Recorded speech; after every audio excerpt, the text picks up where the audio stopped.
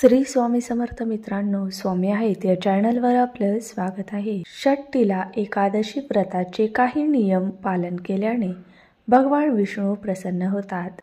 पौष महिन्याच्या कृष्ण पक्षाची एकादशी 25 जानेवारी 2025 शनिवारी आहे। याला षष्ठीला एकादशी म्हणतात। शास्त्रानुसार षष्ठीला एकादशीचे व्रत केल्याने कन्यादान, सुवर्णदान आणि हजारो वर्षाच्या तपश्चर्ये इतके पुण्य मिळते। या दिवशी तिळाचा वापर अत्यंत शुभ आणि लाभदायक मानला जातो।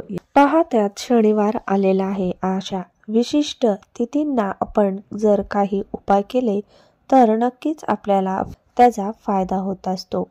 म्हणून आज तुम्हाला संध्याकाळी एक उपाय करायचा आहे। तो उपाय कोणता हे पाहण्यासाठी व्हिडिओ पूर्ण पहा। आपल्या घरामध्ये लवंग खूप वापरली जाते। याचा उपयोग केवळ भोजनासाठी, स्वाद वाढवण्यासाठी नव्हे तर ज्योतिषमध्ये सुद्धा खूप उपयोग होतो। लवंग वापरल्यानंतर जीवनातील अनेक समस्यांपासून सुटका होते।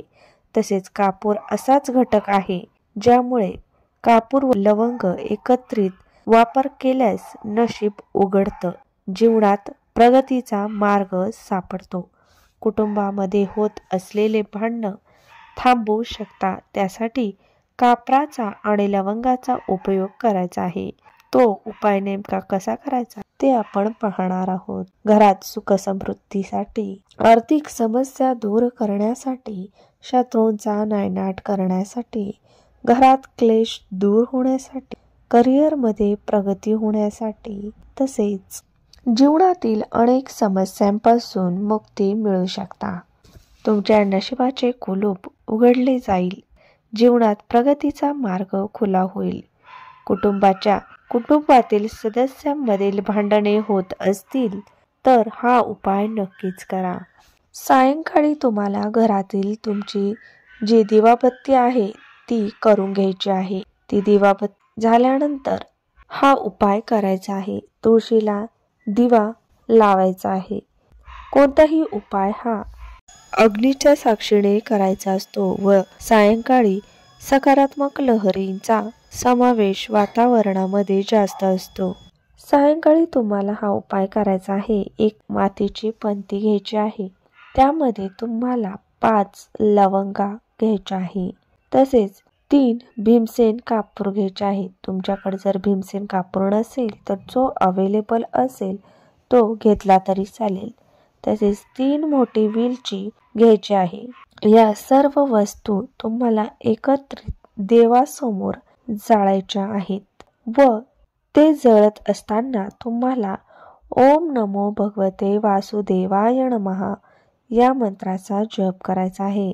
ते प्रज्वलित झाल्यानंतर ती ज्योत वाढू लागल्यावर तुम्हाला ती पंती घ्यायची आहे व तो धूर संपूर्ण घरामध्ये तुम्हाला सर्व घराच्या खोल्यांमध्ये फिरवायचा आहे। फिरवत असताना मंत्राचा जप चालूच ठेवायचा आहे। ते पूर्ण जळाल्यानंतर त्याची राख तुम्हाला प्रवेशद्वार किंवा मुख्य दरवाजा जो आहे तिथे तुम्हाला पसरून घ्यायची आहे, किंवा तुम्ही ती राख पाण्यात मिसळून दरवाजावर ते पाणी शिंपडू शकता।